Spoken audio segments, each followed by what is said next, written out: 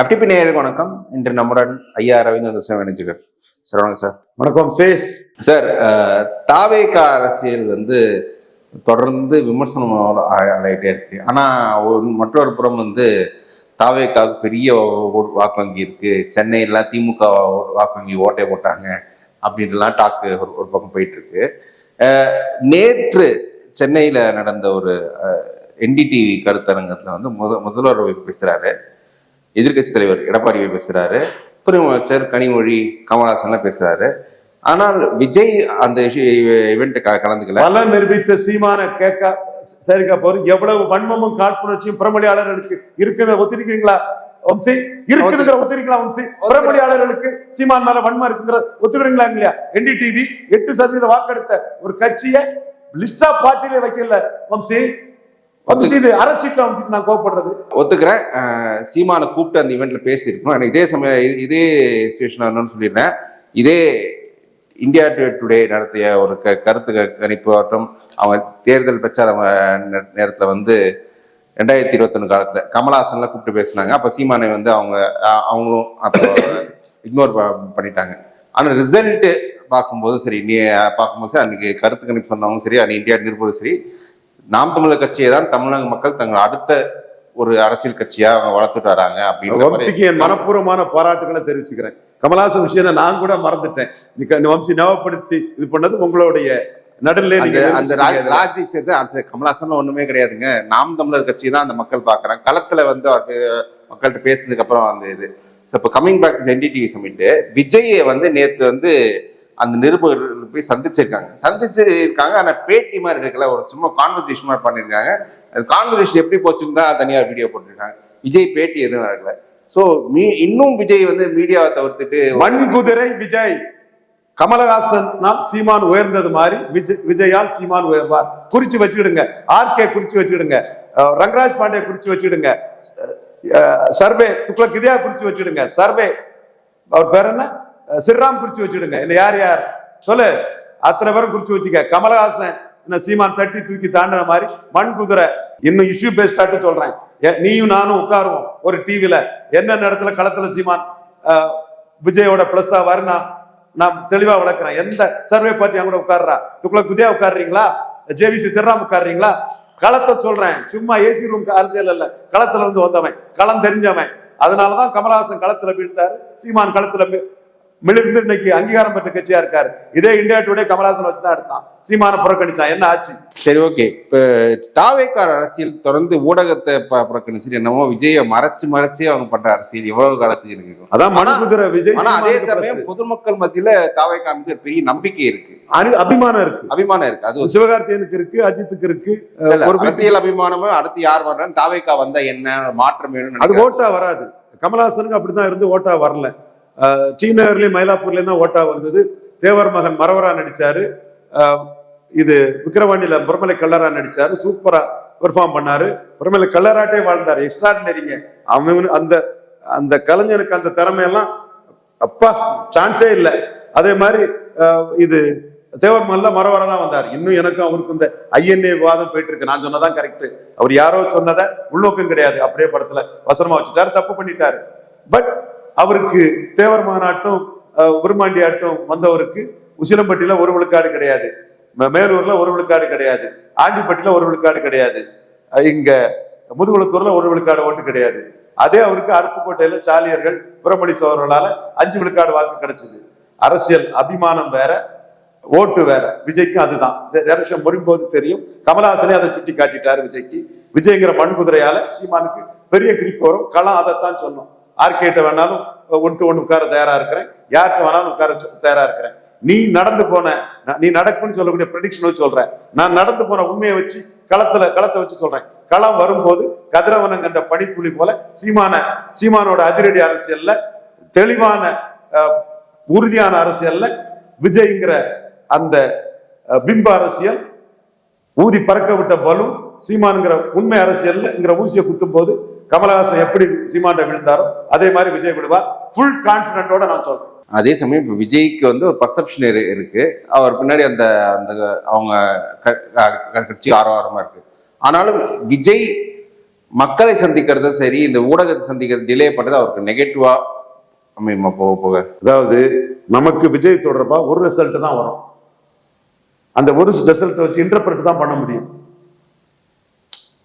இப்ப சீமான் தொடர்பாட்டே நான் சொல்றேன்.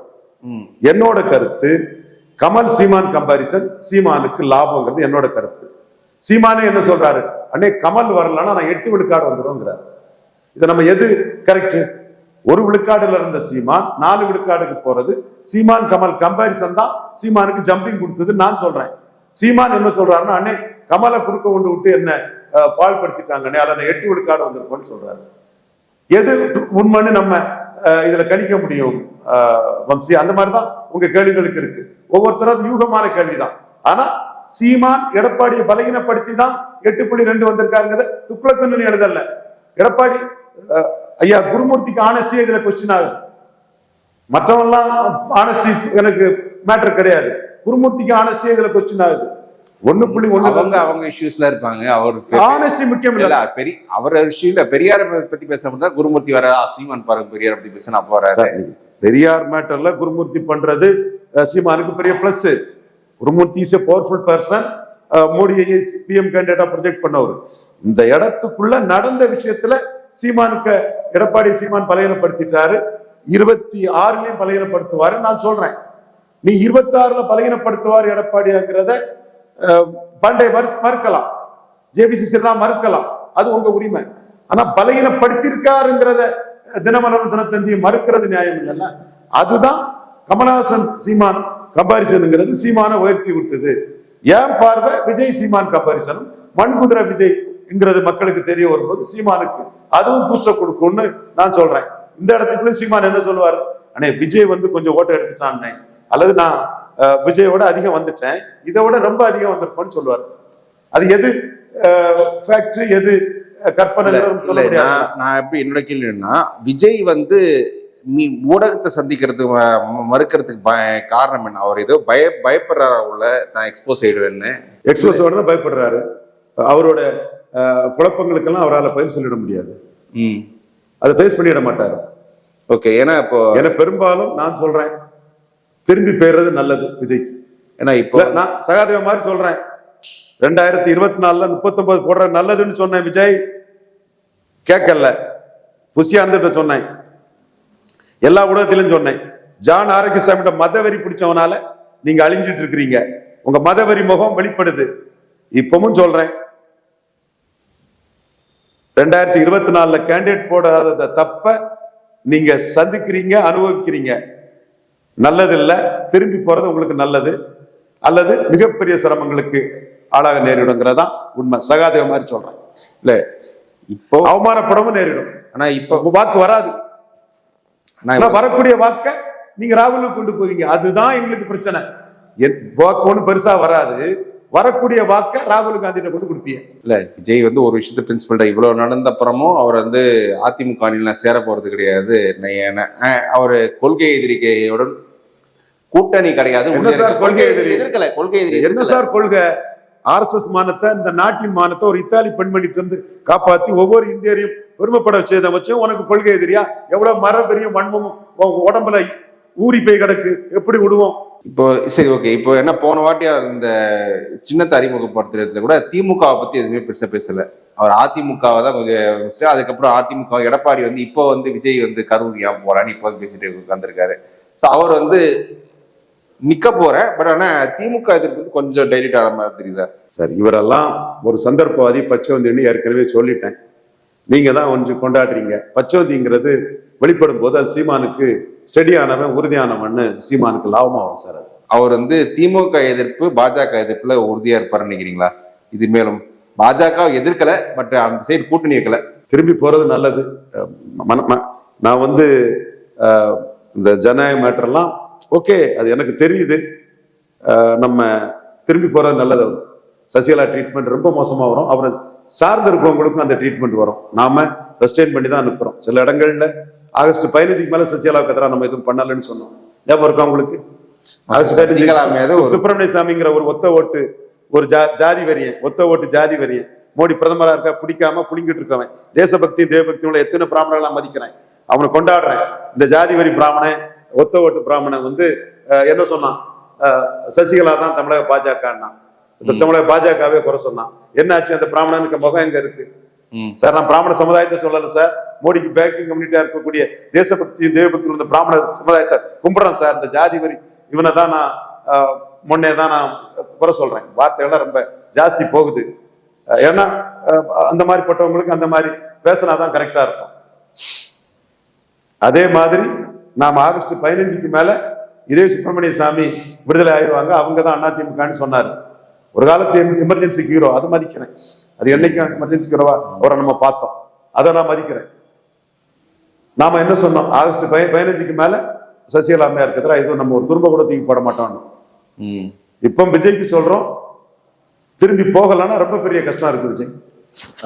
விஜய் சுத்தி இருக்கவங்களுக்கு அந்த கஷ்டம் இருக்கும். ஏன்னா நீங்க வரும்போதே மோடி எதிர்த்து கூட வாங்க, மோடி எடுத்து 39 கேண்டிடேட் போட்டிருக்கணும். ராகுல் காந்தி சப்போர்ட்டுக்காக கேண்டிடேட் போடாம ஜானாரி கிசான்ங்கிற மதவரிய பேச்ச கேட்டு மாட்டிட்டு நிக்கிறீங்க. எப்படி உங்களை நம்ப முடியும்? 29ல என்ன ஓட்டு கிடைச்சாலும் அதை ராகுல் காந்தி கிட்ட கொண்டு கொடுப்பீங்க. அது எங்களுக்கு எவ்வளவு நஷ்டம். இப்போ ராமதாஸ் விஜய் கூட்டணி பேச்சுகள் வருது, அதுக்கு வாய்ப்புகள் இருக்குன்னு நினைக்கிறீங்களா? ரெண்டு பேருக்குமே அரசியல் களத்துல இருக்கிறதுக்கு அது நிர்பந்தம். அப்புறம் ராகுல் காந்தி, சரி ராகுல் காந்தி இல்ல, காங்கிரஸ் கட்சி இன்னும் விஜய் வச்சு பேசிட்டு இருக்காங்க. இந்த வாரம் கூட கனிமொழி வந்து ராகுல் காந்தி மீட் பண்ணி வச்சு ஆல்மோஸ்ட் அங்கே டீல் ஃபைனல் செய்யற மாதிரி டாக் வருது. ஸோ இந்த காங்கிரஸ் காரை வச்சு எவ்வளவு டிவிக்கு எவ்வளவு, அதுதான் மோடிக்கு பிரச்சனை சார். பட் காங்கிரஸ் வந்து மோடி பிரச்சனை வந்து திமுக சீட் வாங்கணும்னு பாக்குறாங்க. எங்க சீட் பார்கெனிங்க கூட்டி விட்டுட்டாருலாங்க விஜய். நடராஜன் ஒய்ஃப் சசிகலா அம்மையார் இன்னைக்கு சிஎம்ஆ இருந்தாங்கன்னா இன்னைக்கு அவங்க தான் சிஎம்ஆ இருப்பாங்க. காங்கிரஸுக்கு எங்களுக்கு 240 சீட் வந்தது, அவர் தன்னோட திறமையால யூபி பீகார்ல எல்லாம் இன்னும் குறைச்சிருப்பாருங்க நடராஜன். அப்ப நீங்க நோன் ஆன்டி மோடி போல்ஸ், நீங்க ஒரு விஜய் பொறுத்த அளவுல known anti Modi polls plus pro ராகுல் போல்ஸ், அதான் பிரச்சனை. ஆன்டி மோடி கூட நீங்க பண்ணிட்டு போங்க. சாமானிய நாகராஜ் ஒரு ரைட் அப் பண்ணி எழுதியிருந்தாப்புல, சரியான டைம்ல ஆர்டி அண்ணன் பிஎம்ஓல சொல்லி மோடிக்குள்ள பெரிய ஆபத்தை காப்பாத்திட்டாரு. தமிழ்நாடோட பிஜேபி காரெல்லாம் அவன் நன்மையை பார்த்து தெரிஞ்சான், மோடிக்கு டேஞ்சரானவன் விஜய்ங்கிறத பிஎம்ஓல கரெக்டான டைம்ல கொண்டு சேர்த்துட்டாரு ஆர்டி அண்ணன் ஒரு இதை பண்ணாப்புல. நீங்க மோடி எதிர்த்து கூட சக்தி ஆகுங்க, நல்லதுதான். மோடி எதிர்க்க வேண்டியது இல்லை, அவர் அதை எதிர்க்கலாம், அதை அவர் ஏற்றுக்கிட்டு போயிருவார். ராகுலுக்கு ஆதரவா நின்று அரசியல் களம் ஆடும் போதுதான் மோடி கோவம் வருது. அவரோட ஐடியாலஜியில என்ன சார் பண்ண முடியும்? நான் வந்து காங்கிரஸ் மைண்டட் பர்சன் என்ன பண்ண முடியும்? அந்த அடியை தாங்கிட வேண்டியதுதான். அடி இன்னும் பலமா இருக்கும் சார். கூட நிக்கிறவனுக்கு அடி உண்டு சார். அடுத்தால ஜேபிஆர் குடும்பம் பேரை லைட்டா சொல்லி இருக்கிறேன். இது எவெல்லாம் நிக்கிறான் எப்படி இருக்கான்னு எல்லாம் பார்த்து அடி உண்டு சார். சரி, இவ்வளவு பிரச்சனை நடக்குது, காங்கிரஸ் விஜய் பின்னால் எந்த அளவுக்கு நிற்பாங்க நினைக்கிறீங்க? அவங்க தினகரனை ஏமாத்தினாங்க, ஷர்மிளா ரெட்டியை ஏமாத்தினாங்க, விஜயும் கைக்குள்ள வச்சுக்கிட்டு 29 பயன்படுத்துவாங்க. அதுதான் சார் எங்களுக்கு பிரச்சனை. 29 கேரளாவில் ஒரு 5 சீட்டு, தமிழ்நாட்டில் ஒரு 20 சீட்டு எதிர்பார்க்கிறோம் மோடிக்கு. ஸ்டாலின் ஏமாத்துவாங்களா? ஸ்டாலின் ஏமாத்த மாட்டார்.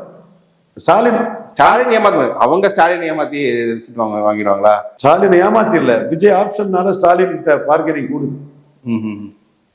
நீங்க ஸ்டாலின் 2 தடவை தோக்கடிச்சுட்டாப்ல, ஜெயலலிதா ஒரு தடவை தோக்கடிச்சுட்டாப்ல Modi will never accept defeat. Modi will never accept defeat. தமிழ்நாட்டுல ஜெயித்தாகணும் பார்லிமெண்ட்ல. அப்போ ஒரு 20 சீட்டாவது இங்க வரும் நாங்க கணக்கு போடுறோம். அதுக்கு நீ பல திட்டங்கள் பல இதுகள்ல ரவீந்திர துரைசாமி மோடிக்காக மூவ் பண்ணிட்டு இருக்கிறான். ஓகே, பிஎம்ஓக்கு தெரியும், எல்லாருக்குமே தெரிஞ்ச ஒரு விஷயம் தான். ஓகே, இந்த இடத்துக்குள்ள விஜய்ங்கிற ஒரு போல்ஸ் ஆகும்போது கேரளாவுல நாங்க 5 சீட்டு எதிர்பார்க்கிறோம், குறைஞ்சபட்சம் 5 எம்பி சீட்டாவது 29 எதிர்பார்க்கிறோம். தமிழ்நாட்டில் ஒரு அலைன்ஸ் அமைச்சு 20 சீட் எதிர்பார்க்கிறோம். இந்த ரெண்டுமே கட்டப்படக்கூடிய ஒரு வாய்ப்பு உண்டு. பிராக்டிகலா தான் நான் பேசுறேன். அதுதான் எங்களுக்கு கோபம். தமிழிசை அம்மையார் அவங்க எம்எல்ஏ அதுக்கு பாக்குறாங்க. நயினார் அவர் ஒரு கூட்டணி ஆட்சி வரும், விஜய் வந்து அதுல அமைச்சர்லான்னு பாக்குறாரு, தப்பு இல்லை சகோதரர், அதை யோசிக்கிறாரு. பாண்டே போன்றவங்களாம் ஆன்டி ஸ்டாலின்ல பேசிட்டு இருக்காங்க. நம்ம வந்து மோடி நன்மையில இருக்கும். அதனாலதான் சாக்கடை ஜலம்னாலும் வீடு தீப்பெட்டி எரிப்பது அது கொண்டு அடிக்கணும்னு சொன்னேன். குருமூர்த்திக்கு கருத்து அடிபட்டு ரவீந்திர துரைசாமி கருத்து மோடிட்டு ஜெயித்து. ஏன்னா மோடிக்கு தெரியுது ரவீந்திர துரைசாமி நமக்காக திங்க் பண்றான், குருமூர்த்தி ஆன்டி ஸ்டாலினா திங்க் பண்றாரு. சோ ஆன்டி ஸ்டாலின் ஜெயிக்குமா, ப்ரோ மோடி ஜெயிக்குமா? விஜய் விஷயத்திலும் ப்ரோ மோடி ஜெயித்திருக்கு. நான் ப்ரோ மோடி, விஜயால மோடிக்கு ஆபத்து இருக்கு, அதை மோடிட்டு நம்ம என்லைட்டன் பண்றோம் சார். பாரத் பதக்கு மோடியோட ஒரு லாயலிஸ்ட், ஒரு பிராமின், நோபல் சோல். என்ன எதிர்பார்க்கீங்க? சவுத்து இங்க ஒன்றெல்லாம் ஜாதி இதை பற்றி ரிப்போர்ட் கொடுக்கணும் பிஎம்ஓக்கு குஜராத்திலிருந்து கேட்டோம். என்ன சொன்னேன் தெரியுமா?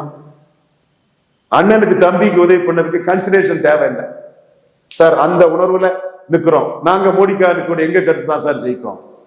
நீ உன் அரிப்பு சொரியதுக்கு மோடியை பயன்படுத்தல, அது நடக்காது சார் யாரா இருந்தாலும். சார் லாஸ்ட் கொஸ்டின், விஜய் இந்த 2027 தேர்தலில் ஒரு வேட்பாளராக போட்டிட்டு வர மாட்டாரா? இல்ல பிரசாந்த் கிஷோர் மாதிரி கட்சியை மட்டும் திடீர் பிரசிடென்ட் வரா? சகோதரர் ஜோசப் விஜய் அரசியலை விட்டுட்டு சினிமா நடிக்கிறது அவருக்கு நல்லதுன்னு என் கருத்து. ரவீந்திர வாக்கு எந்த அளவுக்கு பலிதமாகிறது ஜோசப் விஜய் சகோதரருக்கே தெரியும். அவர் முடிவு பண்ணிட்டு. ஓகே சார், ரொம்ப நன்றி சார். Thank you sir.